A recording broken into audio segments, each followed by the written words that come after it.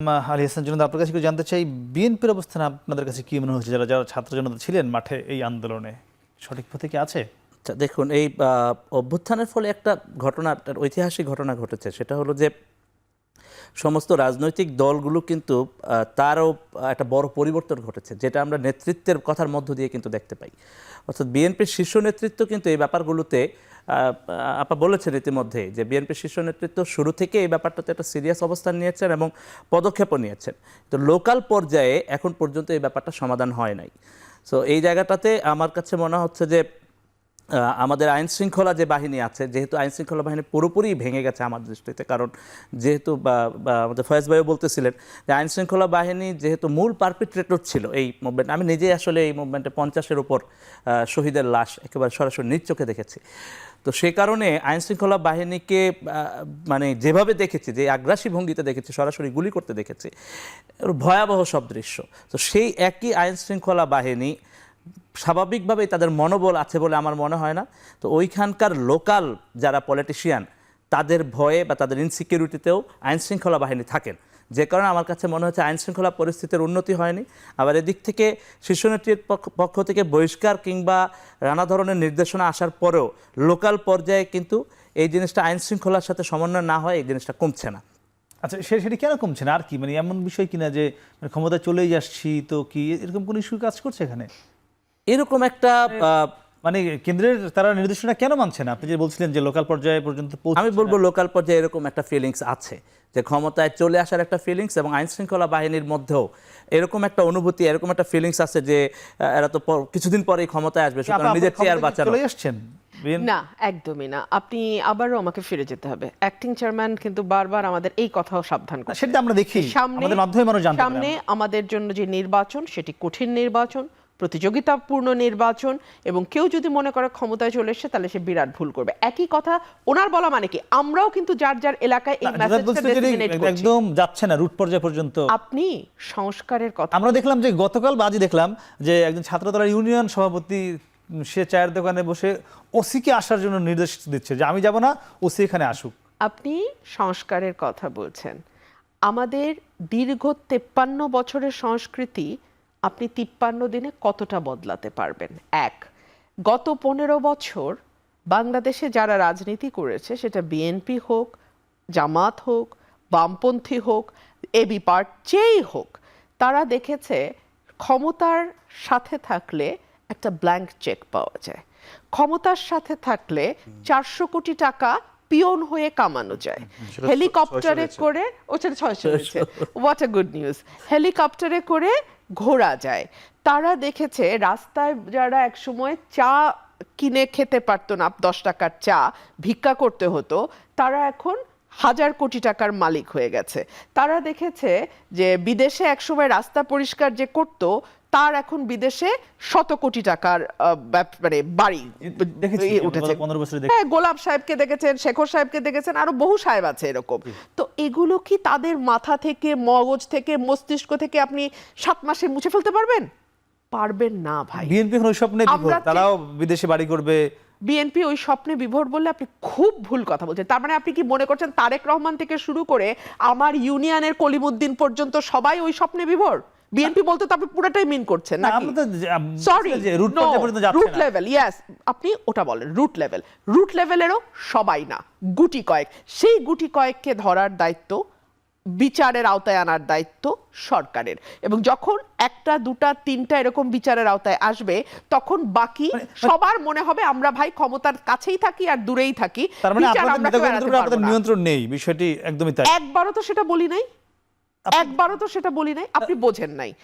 আমি যেটা বলেছি সেটা হচ্ছে এই যে 50 বছরের সংস্কৃতি এবং 15 বছরের ডিপ রুটেড চোখের সামনে দেখা যেই ঘটনা, সেটা তো আপনি 7 মাসে সবার মস্তিষ্ক থেকে মুছে ফেলতে পারবে না। ম্যাক্সিমামই মনে করছে যে এটা করা যাবে না, কিন্তু তার ব্যতিক্রমকে 2-1টা থাকবে না।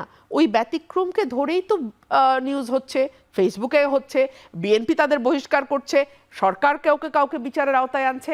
আমি শুধু বলছি ইনডিসক্রিমিনেটলি যখন সকল অপরাধীকে, আবারও বলছি সকল অপরাধীকে আইনের আওতায় আনা হবে, তখন অটোমেটিক্যালি অপরাধ কমে আসবে। সেটা আপনার অপরাধীকে আইনের আওতায় আনতে হবে। তাহলে অবশ্যই পারছেন না? এখানেও একটা কথা বলি যে আপা যেটা উদাহরণ হিসেবে বলছিলেন যে দীর্ঘদিনের রাজনৈতিক সংস্কৃতিতে যে জিনিসটা আছে সেটা তো 56 দিনে শেষ হয়ে যাবে না। তো ইন্টারেস্টিং হচ্ছে, আপনি যদি খেয়াল করেন 15 বছর 16 বছর আওয়ামী লীগ যখন ক্ষমতায় ছিল, তাদের দলীয় নেতাকর্মীরা বিভিন্ন সময় নানান অপরাধে বহিষ্কৃত হয়েছে। আচ্ছা, ইউনিয়ন পরিষদের নির্বাচনের সময় দলের সিদ্ধান্তের বিরুদ্ধে গিয়ে নির্বাচন করার অপরাধে বহিষ্কৃত হয়েছে। কিছুদিন পরে কি হয়, আপা সাধারণ ক্ষমা করে দেয়। এখনো চলছে। রাজনীতিতে একটা সংস্কৃতি তৈরি করা হয়েছে যে রাজনৈতিক দলের কর্মী যদি কোনো অপরাধ করে, ইনিশিয়ালি লোক দেখানো একটা ব্যবস্থা নেওয়া হবে এবং কিছুদিন পরে সাধারণ ক্ষমা ঘোষণা করা হবে নানান কারণে, যেন আমার দল ওখানে ভেঙে না যায়, কমিটি ঠিক করতে হবে।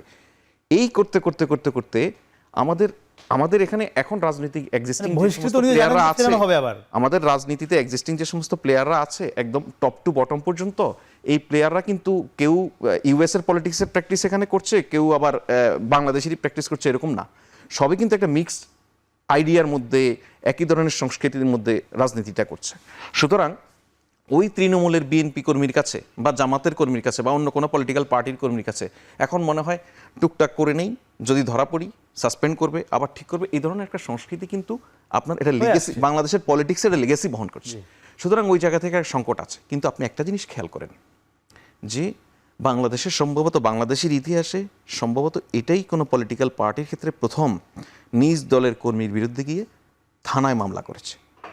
এটা বিএনপি কিন্তু নজরে স্থাপন করেছে। আবার একই সঙ্গে আমি আপনাকে বলি, আপা যেমন তার দলের বিষয়ে বলার সময় বলছে যে 56 দিনেই সেটা ঠিক হয়ে যাবে না, তেমন বলছে সরকার ব্যবস্থা নেবে। মানে এক ধরনের এই যারা এখন ডমিনেট করছে নানানভাবে, তাদের বিরুদ্ধে সরকার বলতে তো পুরো সরকার গিয়ে ধরবে না, ধরেন থানা পুলিশ তারাই তো, ওভারঅল পুলিশের এমনি কী অবস্থা সেটা আমরা জানি, তারপরেও আবার এরা ধরতে গিয়ে নানান ধরনের সংকোচ বোধ করে। এটা বাস্তবতা, তাই না? এগুলি বলতে হবে। এগুলি কোনো না কোনোভাবে আপনি আপার ঘাড়ে আমি দিয়ে দিলাম, আপা আমার ঘাড়ে দিয়ে দিল, এটা কালেকটিভলি আমাদের সবাইকে এগুলি মোকাবেলা করতে হবে এবং সামনে যেতে যেতে ঠিক করে ফেলতে হবে। আদারওয়াইজ যেই আপনি 24-এর অভ্যুত্থান বলছেন বা একটি সুন্দর গণতান্ত্রিক বাংলাদেশ বিনির্মাণের কথা বলছেন, এগুলি সব কথাই থেকে যাবে। আপা আপনার কাছে শেষ প্রশ্ন আমার, সেটি হলো যে আপনি বলছিলেন যে সবার মত বা সবার পথ এক হবে না, 5 আগস্টের পরে সবাই আবার যার যার জায়গায় ফিরে গিয়েছে, আমি আপনার সঙ্গে একমত। কিন্তু এখন যে বিএনপি জামাতের সঙ্গে সম্পর্ক আমরা দেখি, যেটি গণমাধ্যমে সোশ্যাল মিডিয়া বাদে দিলাম, এটি কি প্রত্যাশিত ছিল? কেন নয়?